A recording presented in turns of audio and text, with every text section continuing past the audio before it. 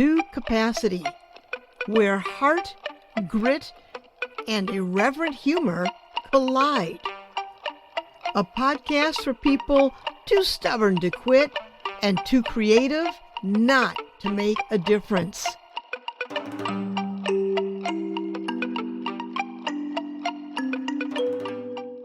Hi, I'm Pat Benincasa, and welcome back to Fill to Capacity. Before we start today's episode, I just want to say how much I love doing Fill to Capacity. It's all about sharing the stories of everyday people and organizations doing truly amazing, innovative work to make the world a better place. Now, today's episode takes on a big, complex topic: climate refugees and the global impact of climate change. Yes, it's a sobering issue, but the goal here is to inspire, inform, educate, and spark little wildfires of hope, because even tough conversations can lead to brighter possibilities. And as always on FTC, every conversation is rooted in respect for our guests and for you, listener, and for the power of finding hope even in the face of big challenges. Oh yeah, let's get started. Today, episode number 87, the intersection of climate change, immigration, and hope. You know, the question of climate refugees is as old as humanity itself. Throughout history, people have been forced to flee their homes due to natural disasters and environmental catastrophes. Think of the Ice Age, Noah and the Great Flood, the eruption of Vesuvius, famines, droughts, earthquakes, and plagues. These forces have always shaped migration and survival. But today, something is different. While the causes driving climate refugees aren't new, the scale is unprecedented, and much of it is preventable. You know, this isn't just a story of survival, it's a challenge for humanity to confront. Our discussion today is about the climate refugees of our time and what their journeys reveal about the world we are shaping, and specifically climate refugees and U.S. immigration. So joining us today is Laura Danielson, who practiced immigration law for 35 years, including 20 years as chair of the immigration department at Frederickson and Byron Law Firm. Laura, as adjunct faculty member at the University of Minnesota, has taught immigration law for many years. She's the co-author of multiple editions of Immigration and Nationality Law in a Nutshell, and the beautiful coffee table book, Green Card Stories, which highlights the journeys of immigrants. And by the way, I read that book and it is beautiful and powerful. Laura, it's such a pleasure to have you here. Hey, thank you so much. I'm delighted to be here. Well, we've got lots to talk about. So, Laura, can you give us a brief overview of what are the three main ways people immigrate? Sure. And this, by the way, has not changed for decades. The three main ways are through work, through employment-based immigration, which is a smaller portion of immigrants who come to the U.S. on a regular basis, but it's also a significant way that people come. The second way is through family, and that is not extended family, but close family members like spouse, children, and siblings can come, but there's a long wait. So there's a quota for family and also a quota for work-based immigrants. And then the third way is refugees. The concept of refugees came in the aftermath of World War II to ensure protection from persecution. And there's 5 grounds for refugee-based immigration, and they are political opinion, ethnicity, religion, race, or membership in a particular social group. This does not include seeking refuge based on unsustainable climate conditions. And so that really was never on the radar back in the 1940s when the International Human Rights Protocols were developed. Today, lawyers get creative and they try to fit refugees into one of those 5 grounds. I want to stop you there because, well, folks, I got to tell you, Laura and I have been emailing back and forth. And her emails, I felt like I was getting this personal class on immigration, climate refugees, and geopolitics. I couldn't believe it. And so you, our listeners, are going to hear some of the questions I have today coming out of that exchange. So, Laura, in your email, you mentioned that when you started practicing law in the late 80s, many people were crossing the U.S.-Mexican border. They came for temporary work, hoping to support their families, and then go back home. But as border restrictions tightened and work visas became scarce, many were forced to stay in the United States to avoid being shut out permanently.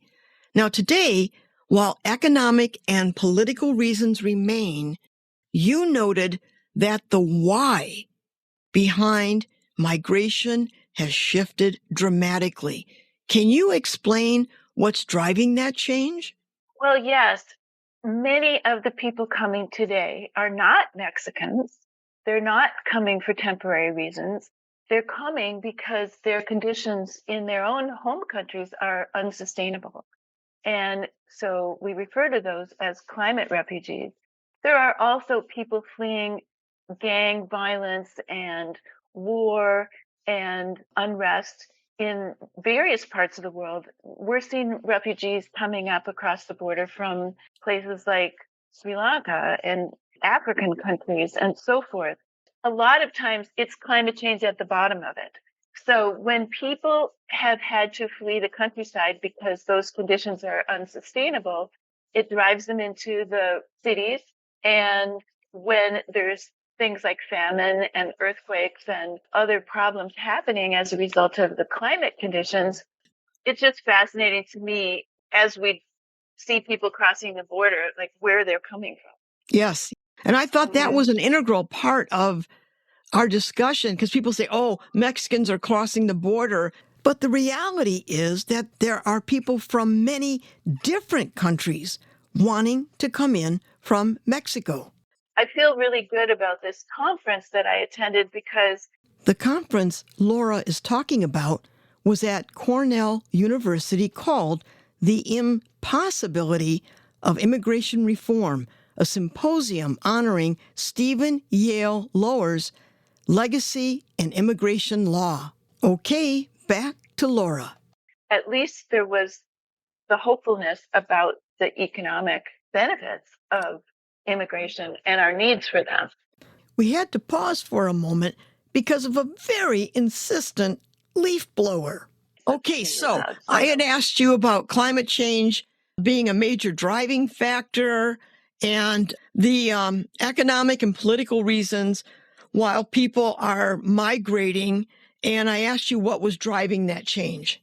Yeah, I would say there's a variety of reasons, but at the bottom of it is often climate change. Okay, but just give our listeners, if you can, a brief explanation or description. Who are climate refugees? Sure. It's people from all over the world, actually. And so we're seeing as people come up through the Mexican border that it's not just Mexicans any longer. It's people from many parts of the world, from African nations, from many parts of South America, from Honduras, from Venezuela, from Haiti. So people will spend a lot of resources making their way to Mexico or even further south and then hire a coyote to try to take them over the border. A coyote is someone who smuggles people across the U.S.-Mexico border for a high fee, promising safe passage, but often exploiting migrants' desperation. Migrants put their trust in coyotes out of necessity, but the relationship can often be one-sided and very unsafe for them. While they may be fleeing political strife, often at the bottom of that is climate change. Countries unravel when they're experiencing these extreme conditions and their political systems fall apart often. We've seen that in many cases. That leads me to the next part of my question. I want listeners to imagine for a moment losing everything, your home, your livelihood, even your safety, because of forces completely out of your control. And this might help bring it home. The November 2023 New York Times article by Miriam Jordan, "They Fled Climate Chaos, Asylum Law Made Decades Ago Might Not Help." And the article shares the story of Cosme and his family, a father from indigenous Mosquito community in Honduras. After two catastrophic hurricanes in 2020 destroyed their homes, crops, food shortages became unbearable. Then came the drug cartels, who exploited the chaos, bringing violence and forcing Cosme's family to flee 2,500 miles to the U.S.-Mexico border in search of asylum. Now, their story underscores a critical issue. U.S. asylum laws written after World War II don't recognize climate-driven displacement. Now, lawyers are trying to figure out, with cases like Cosme, how to argue this within existing legal frameworks. But the system is already overwhelmed with over 1 million asylum cases pending. Now, meanwhile, climate experts predict up to 143 million people could be displaced by 2050. And by the way, folks, that's 25 years from now, underscoring the urgent need for solutions to this growing crisis. Laura, what does their journey reveal about the intersection of climate disasters and migration? I think their story is a great example of what people are facing. And in their case, they actually spent, I think it was 4 months in Mexico waiting until they were able to pass what we call a credible fear determination that allowed them to enter the U.S. and make an asylum claim. So they're now in the U.S., living here, waiting for their asylum application to reach a point where they can have a hearing. There is a backlog of asylum cases of up to, I think it is 1 million people waiting to hear results. And so we're looking at something like a 7-year backlog before their case will even be heard. This is extremely problematic. And so I think a lot of Americans don't have a big appetite for the expanse of our asylum system. In their particular case, because they are indigenous people, they are eligible to at least make a claim that they fit into one of the 5 grounds: ethnicity, membership in a particular social group. But many people who are fleeing climate change don't fit into one of those 5 grounds. And so those people will not even be allowed in to the U.S. to make their asylum claim. Okay. So, Laura, do you have other examples of situations like Cosme's? Haiti is the #1 most vulnerable nation to climate change in the world. According to the Global Climate Risk Index, I would like to explain to people, because most of the articles about Haitians don't ever get into climate change. They just talk about all these Haitians. And it's easy to just see them as throngs of people who want a better life for some reason, not people who are fleeing the absolutely most dire of circumstances. You're right. It's not in the news as to why Haitians are fleeing their environment because it has become unlivable. So let's go to the global hotspots. And we can't talk about global hotspots without talking about the rise of nationalist movements tied to immigration. Absolutely. So climate change is driving people from global hotspots, countries where extreme weather and failing crops are driving mass migration. Central America's drought-stricken dry corridor, Costa Rica, El Salvador, Guatemala, Honduras, and Nicaragua. And then we have the sinking coastal communities of South Asia, Bangladesh, India, Sri Lanka, the Maldives. And then we have the storm-ravaged Caribbean. Laura, what are the African nations you would add to this list?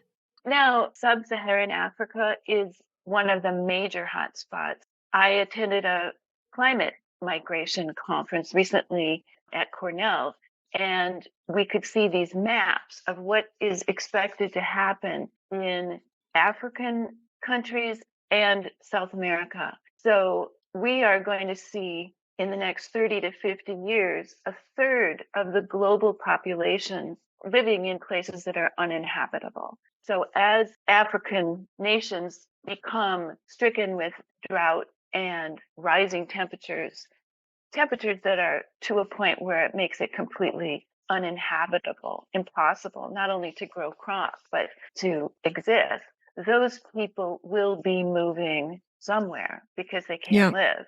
And rising seas, as you mentioned, sinking coastal communities, destructive storms, and so forth. You've said in your emails, this isn't just a U.S. issue, it's a global crisis. Now let's shift gears.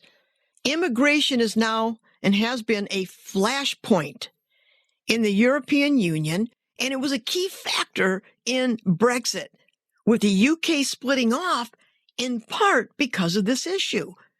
Nationalist movements are gaining traction in Sweden, the Netherlands, Germany, Italy, and France, driven by growing unrest over rising immigration. Now, it's clear that climate refugees are becoming a global concern, reshaping borders, politics, and public attitudes worldwide. So, Laura, with climate refugees reshaping borders and politics, what kind of international cooperation or policy changes are needed to address this crisis? That's a very big question. I know it is. And a huge legal challenge. I would say that we are seeing evidence that people in the northern climates that are still not as adversely impacted don't have a huge appetite for allowing the borders to just be opened up to climate refugees. However, we do have international obligations, treaty obligations that were developed back in the 1940s to protect refugees, at least on account of the 5 crowns. I don't believe that we're going to be able to have a 6th ground entered into our legal lexicon. That's just not going to be something that people will agree to do. Also, I think a really important point is that even with the international human rights norms, we carefully choose who is qualified to enter the border based on political opinion or ethnicity or whatever. Refugees always need to prove an individual claim of a well-founded fear of persecution on account of one of those 5 grounds. So there's many people who are denied, and that's always been the case.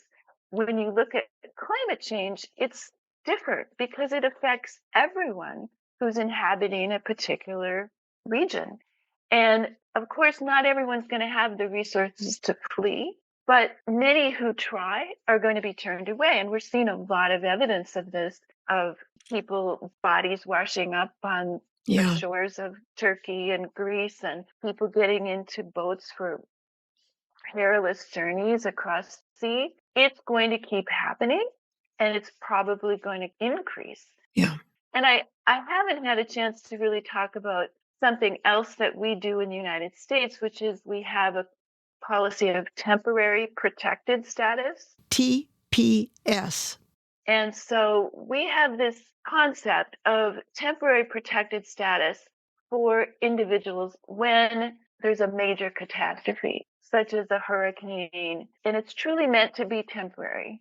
So right now we have this for 16 nations of the world whose people reside in the US who are protected.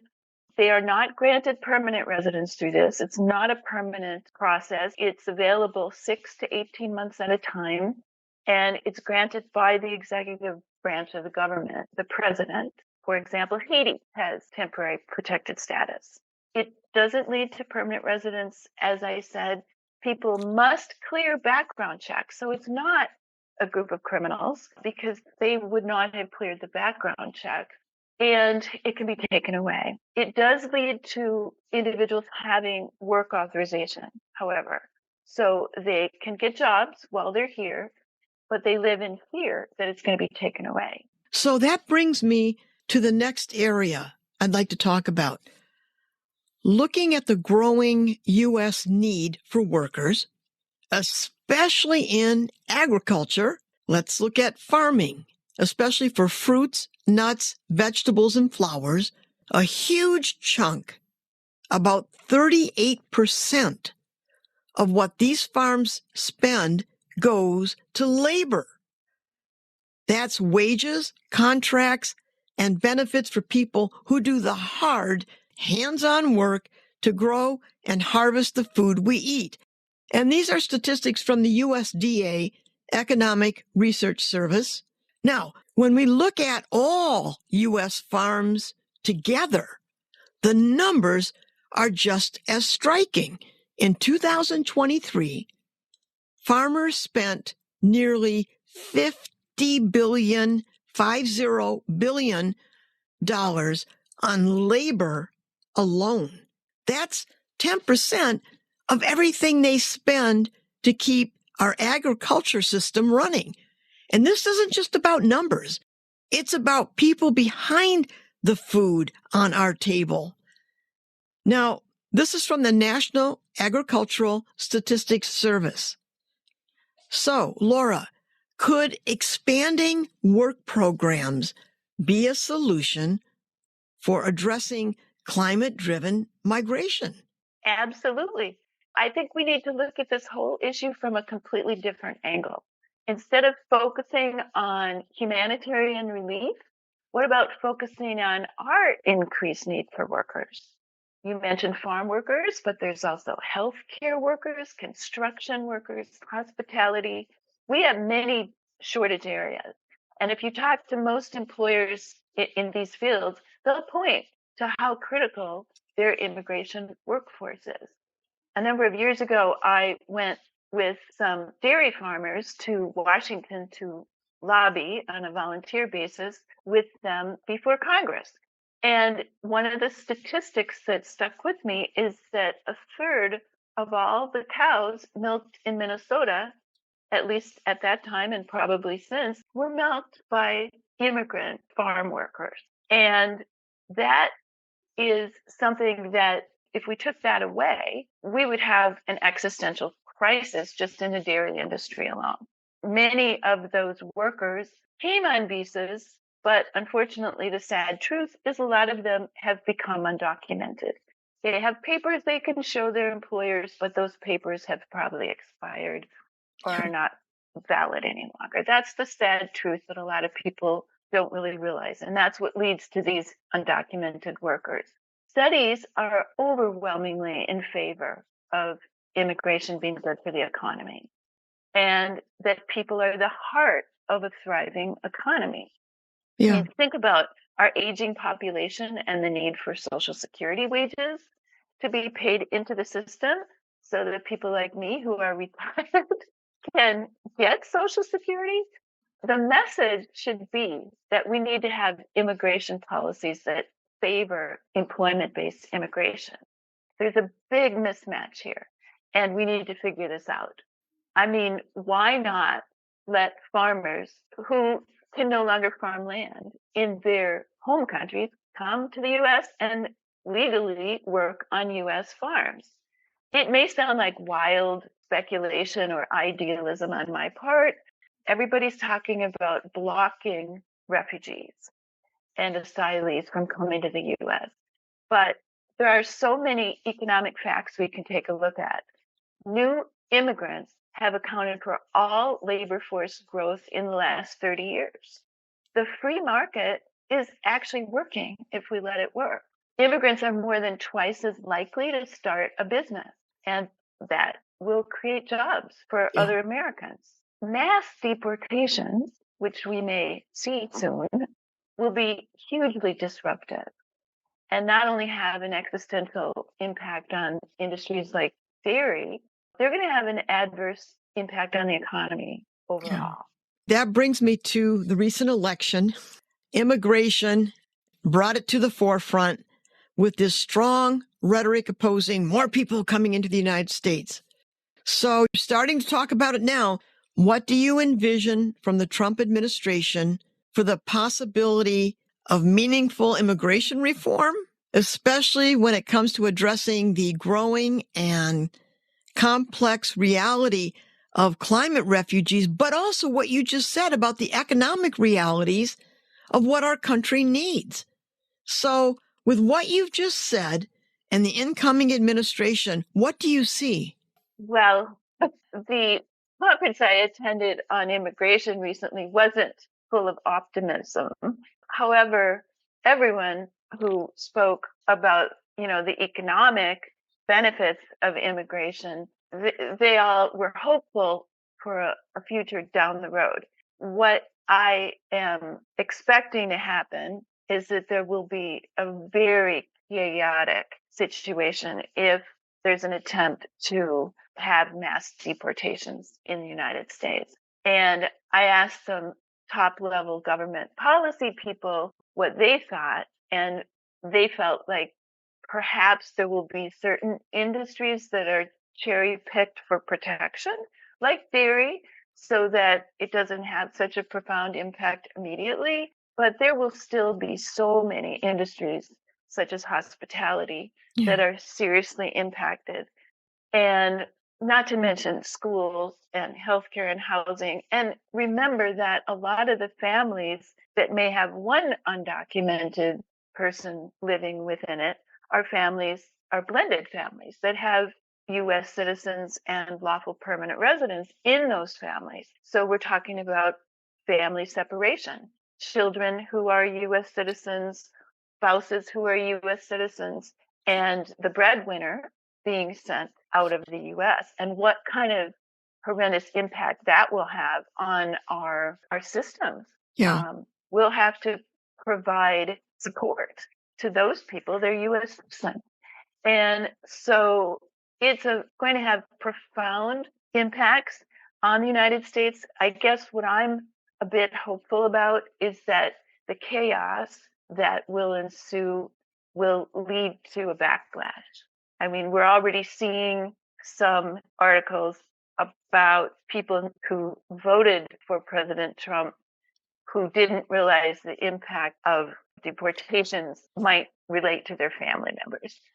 It's possible, I think, that the administration could back off this and focus more on deportation of those with criminal convictions, and so forth, or at least first try to do that. But sometimes it takes a real crisis to impact change. Yes, it does. Growth. Yep. And so my more hopeful take that I tell my despairing family members and friends and former clients is that we're going to go through some hard times here for a while, but perhaps it'll get people to wake up a bit about what our needs are. An important point is the United States has room to grow. Even if we suddenly took in 35 million immigrants tomorrow, we would have a lower immigration ratio than Canada or New Zealand and many other countries of the world. And also think about climate change here in Minnesota and the Midwest. I mean, we're actually living in a sweet spot. Well, I'm going to stop you right there because that's exactly where I want to go next. So if I could jump in. Okay. We're talking about the global repercussions, but Now, the U.S. regional impact of climate migration, which you're bringing up, climate change is already reshaping where people can live and work in the U.S., with the Midwest likely to become a key destination. Longer growing seasons could boost agriculture, but migration from regions hit hardest by extreme heat, hurricanes, rising sea levels, like on the coasts, will also impact demographics, infrastructure, and economy. So, Laura, how should the Midwest, that sweet spot that you were about to talk about, prepare for these changes? We are going to be proactive. We should have some policies that enable us to handle the growth in farming. We're going to have a growth in farming because we're going to have a longer growing period, and it's going to extend further up into Canada. So we're going to need to imagine the future and figure out policies for how we're going to have the workers that are necessary for that expansive farming. That's also going to lead to housing needs. We're already experiencing a housing crisis, but we're going to need more housing than ever as migrants move up into Minnesota. And we're not just talking about migrants from foreign countries. We're talking about migrants from within the United States. Yes. Who will be coming up from Florida and California and many parts of the US that are going to become less habitable in 20, 30 years. So we're going to need more healthcare systems, housing, education, other infrastructure needs, as you mentioned, and we're going to need more workers. And some might say, well, just let those workers be the ones coming up from Florida. But that doesn't always, there's not always a perfect fit in terms of the people who will be moving up and the workers that we need. The sad reality is the people who will remain in those very difficult parts are going to be the impoverished people. They're not going to have the resources as easily to move up north as many of the others. So the others that are going to be moving up here are going to be highly skilled and professional workers, and they're going to need that migrant workforce just as badly as we will here in the Midwest. We can have a win-win, and having immigrants fill our labor shortage areas is actually a good thing. I saw a quote that went along these lines. We don't have to choose between our humanity and our prosperity. We can have a match between the two things. We have to reframe this discussion. Well, it's actually, in terms of a larger issue, we have to stop thinking in binary terms.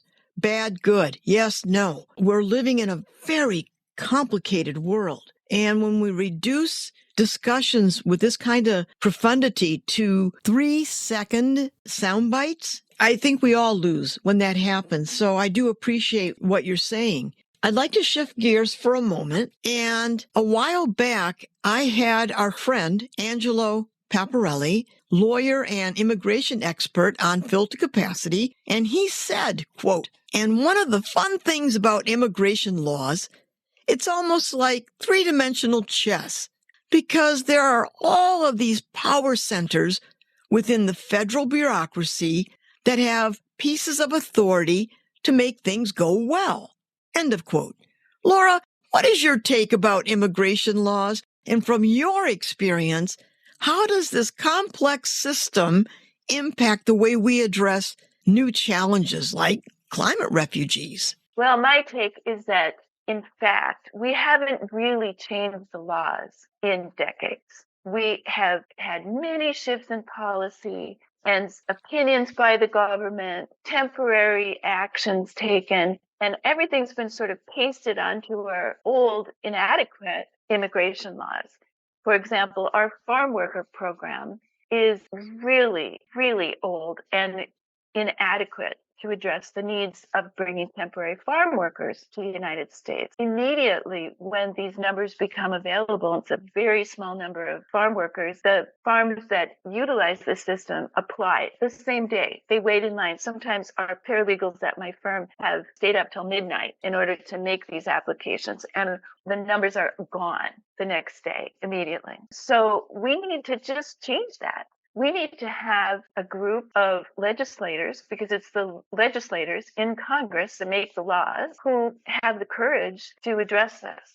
We did have a bill that was bipartisan that came pretty close to improving some of the employment-based immigration numbers, and also it focused on more enforcement at the same time. So we came pretty close, but that was killed. But it was a bipartisan bill originally. What we need is our legislators to have the courage to enact laws that are reasonable and reflect our current state of affairs. Yeah. There's so many areas of immigration law that can be changed. Yeah. And Angela's right. It's very complicated because then we also have the courts that are making laws. And so we have to look to precedent to see what's happened, for example, with asylum law over the years. So it's a complex puzzle that we put together in order to practice immigration law, but a whole lot could be fixed if Congress amended or changed the law. Yeah. Well, as we wind down towards the end of the hour, we discussed that throughout history, migration has been driven by forces of nature, whether it's ice age, floods, famine. But today, climate refugees are really faced with unprecedented challenges, and much of what drives their displacement, as we had said, is preventable. Now, as we've discussed, this isn't just about survival. It's about humanity confronting a crisis that is reshaping borders, laws, and public attitudes worldwide. So as we look ahead, what do you see as the most critical steps, morally, economically, legally, that we need to take to address the realities of climate refugees and the realities of climate refugees and ensure we're prepared for what's to come? Well, the number one thing that we haven't even addressed is that we need to address climate change, not just immigration, but climate change. That, in my opinion, has to be the world's number one mission. It would be far better to have a healthy world without massive numbers of climate migrants. And so that is the number one policy thing that all nations should address. I often think it's really tragic that the people who are most adversely affected and impacted by climate change are the people in more impoverished nations, agrarian nations that did not cause climate change or impact climate change as much as many of the first world nations did. And yet somehow it's happening that the suffering is unevenly distributed. I think that's a huge moral imperative that we have as citizens of the world to address this and figure it out as quickly as we can. If we don't get a handle on climate change, climate migration is just going to continue to happen, and having immigration worker policies is not going to help. It's going to help in the interim, perhaps, but it's not going to solve the problem. So that's a pretty sobering viewpoint. But as you've explained throughout the discussion, the realities, it just seems it's almost like a dominoes effect, in that if we don't stop climate change, that domino falls and people start migrating and that falls, and countries start absorbing people, that falls. So it really is a domino effect, and it all comes back to climate change and what we're going to do about it. So, Laura, thank you for joining us. Thank you so much for asking me to do this.